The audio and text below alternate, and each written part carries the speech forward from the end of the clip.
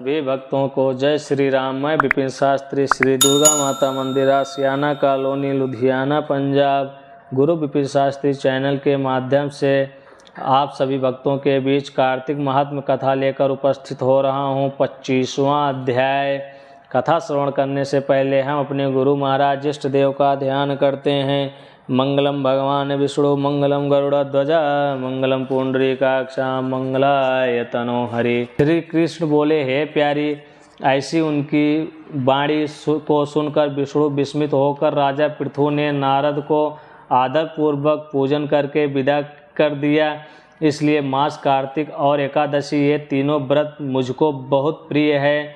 वृक्षों में तुलसी, महीनों में कार्तिक, तिथियों में एकादशी और तीर्थों में द्वारका मुझको प्रिय है।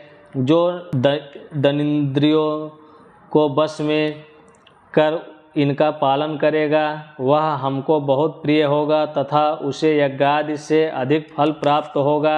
ए प्रिय, इन तीनों का सेवन करने वाले मनुष्य को पापों से भय नहीं करना चाहिए। मेरे आशीर्वाद से उनको सभी पाप दूर हो जाते हैं। सत्यभामा बोली, हे नाथ, आपने जो कहा कि दूसरे के दिए आधे पुण्य से कलह तर गई, सो यह आश्चर्य है। इस कार्तिक का ऐसा प्रभाव है, आपको इतना प्रिय है, जिसके करने से पति से बैर करना इत्यादि पाप कार्तिक स्नान से तर जाते हैं।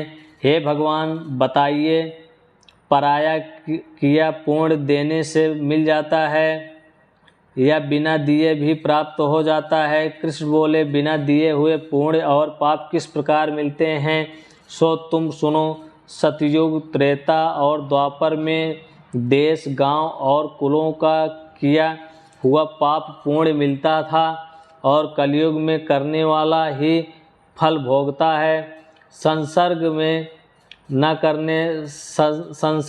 करने पर इस प्रकार पाप पुण्य मिलते हैं और संसर्ग से जैसे पुण्य पाप दूसरे को मिलते हैं, सो सुनो। एक जगह बैठने से, विषय करने पर, विवाह संबंध से, एक पात्र में खाने से मनुष्य को पुण्य पाप का आधा आधा फल प्राप्त होता है। पढ़ने से, यज्ञ कराने से, एक पंक्ति में भोजन करने से मनुष्य परोक्ष में पाप और पुण्य के चौथाई फल को प्राप्त होता है। सेवा करने से, देखने और ध्यान से मनुष्य दूसरे के लिए पुण्य पाप के 100वें भाग को पाते हैं।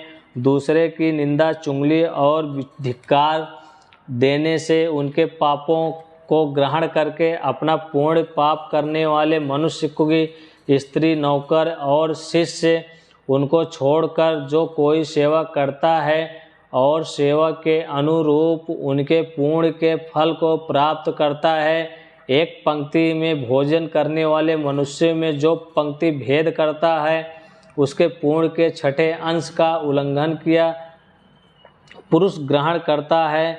स्नान संध्यादि करते समय जो दूसरे को छू ने अथवा बात करें तो अपने पुण्य के 6ठे अंश को देता है।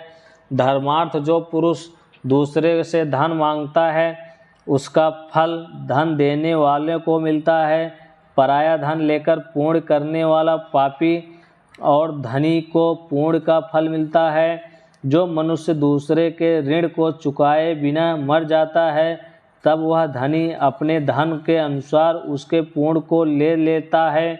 जो आदमी शिक्षा देता है, सलाह देता है, सलाह लेता है, सामग्री देता है और प्रेरणा करता है, वह पुण्य पाप के 6ठे अंश को प्राप्त करता है। राजा के पुण्य पाप के 6ठे अंश को राजा पाता है। उसी तरह शिष्य का गुरु, स्त्री का पति, पुत्र का पिता पाता है।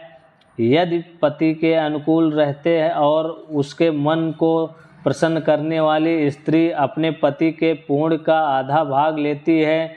जो पुण्यात्मा पराये हाथ से दान करता है, नौकर और पुत्र को छोड़कर करने वाला 6ठे अंश को प्राप्त होता है।